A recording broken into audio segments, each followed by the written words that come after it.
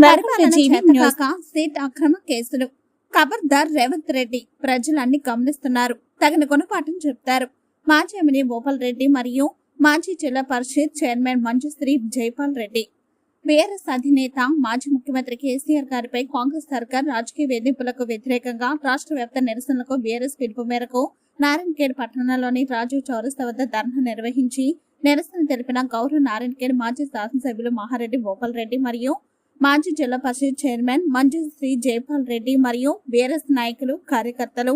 మాజీ ఎమ్మెల్యే భూపాల్ రెడ్డి మాట్లాడుతూ, కేసీఆర్ గారిని ముట్టుకుంటే రాష్ట్రం అగ్నిగుండంలా మారుతుందని, పాలన చేతగాక ప్రజలకు ఇచ్చిన హామీలు నెరవేర్చలేక ప్రజల దృష్టి మళ్లించడానికి కేసీఆర్ పై రాజకీయ వేధింపులకు పాల్పడుతున్న కాంగ్రెస్ ప్రభుత్వం.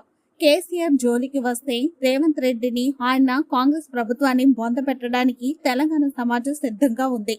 ఈ కార్యక్రమంలో బీఆర్ఎస్ మండల పార్టీ అధ్యక్షులు, బీఆర్ఎస్ పార్టీ ప్రజాప్రతినిధులు, మాజీ ప్రజాప్రతినిధులు, మున్సిపాలిటీ నాయకులు, బీఆర్ఎస్వి నాయకులు, యువత, సోషల్ మీడియా వారియర్స్, కార్యకర్తలు, అభిమానులు తదితరులు ఉన్నారు.